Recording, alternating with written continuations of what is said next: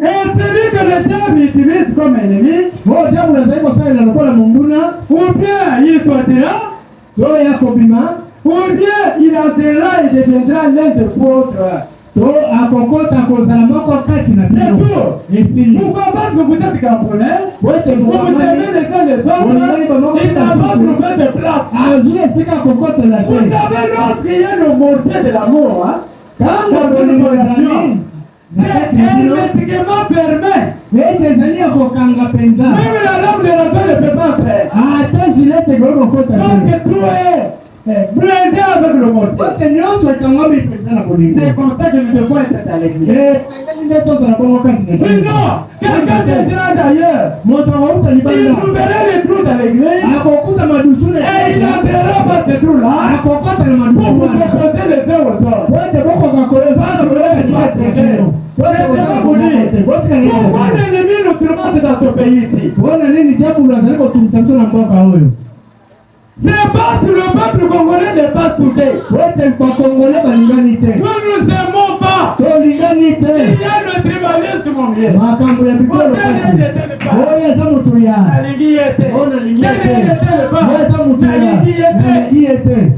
Comme ça, le diable, l'ennemi a profité. C'est comme ça que quelqu'un entre. Il entre à ta vie avec les Congolais. Pour tuer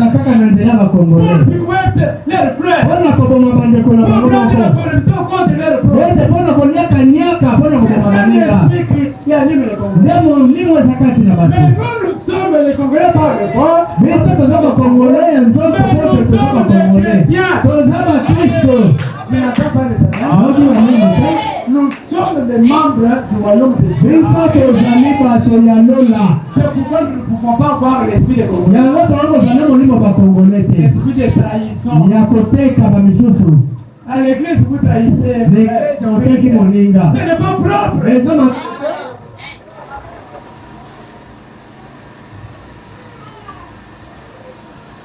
Alors vous avez gardé ça en mémoire. L'ennemi viendra. D'autant plus les uns aux autres. Et celui que le diable utilise comme ennemi, ou bien il sortira, ou bien il entrera et deviendra l'un des vôtres. C'est tout. Ne formez jamais des clans parmi vous. Les clans. Beaucoup de gens ici, nous n'avons pas laissé ces habitudes de notre vie.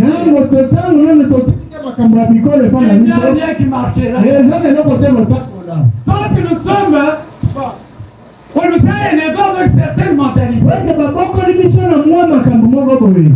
On nous a dressés contre une certaine tribu. On a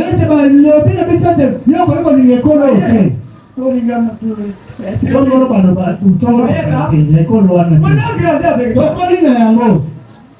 C'est pourquoi vous voyez même dans les mariages. Comment on est ma balle?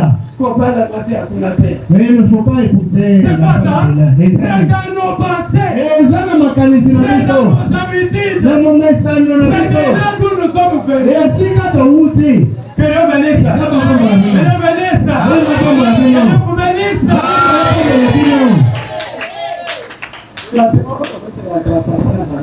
Et passé.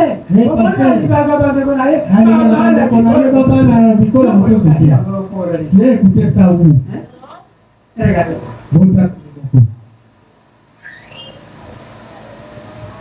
Mais vous répondrez pour cela aussi. On va te demander. Ce que tu as dit là. Qui t'a dit ça? Qui répondra ça? Tu répondras quoi? Le problème du mariage, je ne peux pas entrer comme ça. Mon rôle, c'est d'arbitrer. Quelqu'un veut se marier. D'habitude, c'est lui que je prends. La vérité, je le prends, je prends le gasoil à la Ouais, ma part là-bas. Mon problème, c'est d'entendre, ce soit entendu. Et je commence avec des conseils, jusqu'à ce que les choses arrivent. Alors, Nalongola, mon alingi, moi, c'est moi, c'est Naye. Moi, c'est moi, il a baissé, yo, moi, c'est moi, c'est vrai. Quand vous écoutez ces choses, pourquoi on voit la Macambouana?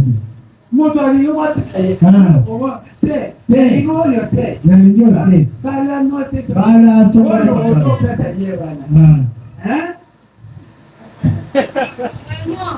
mais tu as un kidogo. Nabolea munigate. Nabolea munigate. Nabolea. Ukola kwanga. Nabolea parce que mutapeta. Vous pensez mutapolela kiasi. Voyez cela? Nous ne faisons pas des choses comme ça. Nous ne faisons pas la papa bongoté. En tout cas, bonne sangare. Pardon. Je ne connais pas ces choses. Bon, quelque part matin. Elle a du glorieux pourquoi? Mais quelqu'un qui dans cet âge, nous avons le temps et l'infini. Le temps. Et là, de tomber les pandémies, c'est dans cet âge. Nous venons de retour du Seigneur. Et nous quitterons ici. Pour aller ailleurs. Pourquoi c'est un âge glorieux? Où nous sommes les derniers qui verront le Seigneur peut-être vivant encore. Et c'est aussi un âge mauvais pour moi. C'est un âge plein de péché. Un âge où on a mis Jésus dehors.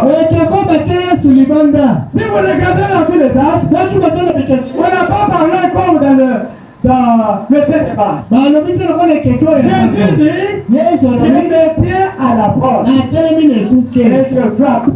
Si quelqu'un entend ma voix, il ouvre la porte. Quand il est chez lui, je soufflerai avec lui. Nous sommes à quel temps?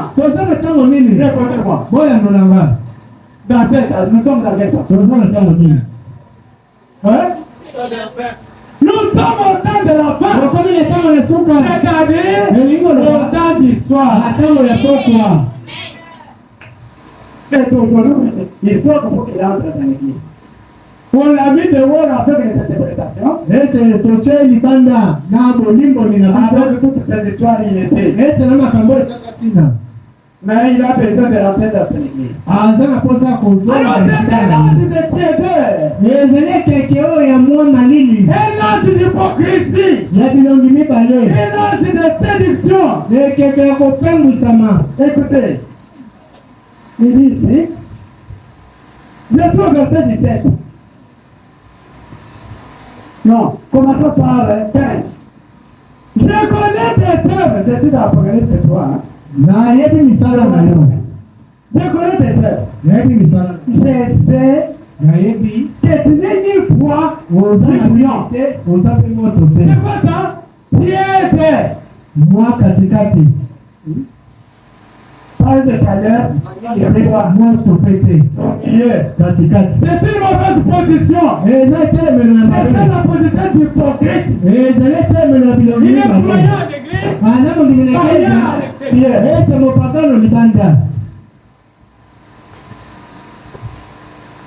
Tu n'es ni foi ni bouillon. Peux-tu être foi ou bouillon?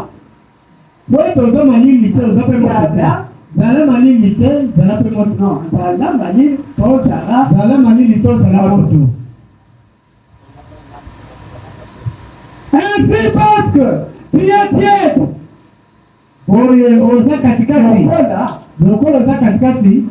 Et que tu n'es ni foi ni bouillon. Qu'est-ce que je vais faire? Je te vomirai de ma bouche. Prenez le lait tiède, vous allez voir vous-même. Soit vous prenez le lait chaud, soit vous prenez le lait froid. Mais le lait tiède.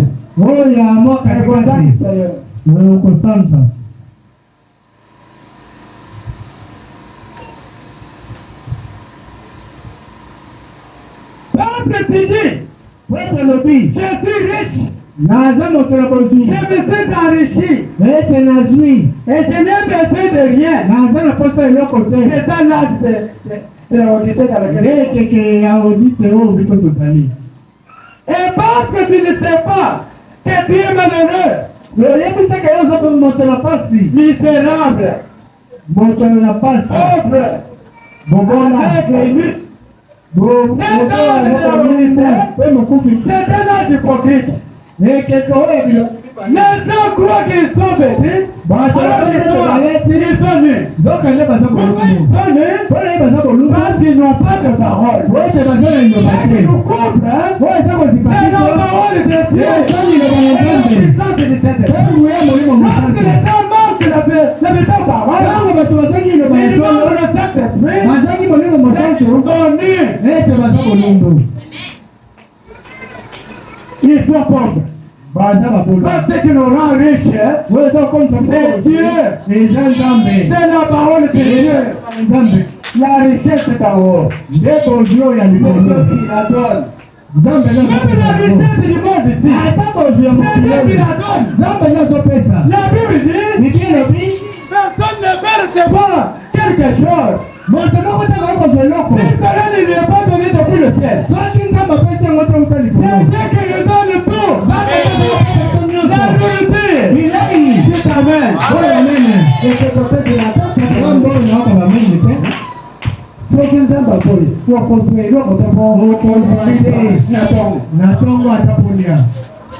qui donne tout. La nourriture. Dites Amen. Les vêtements.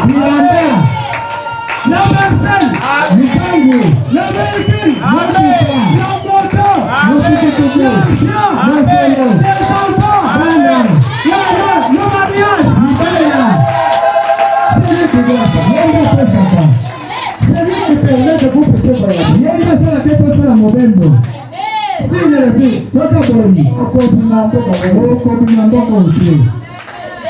Amen.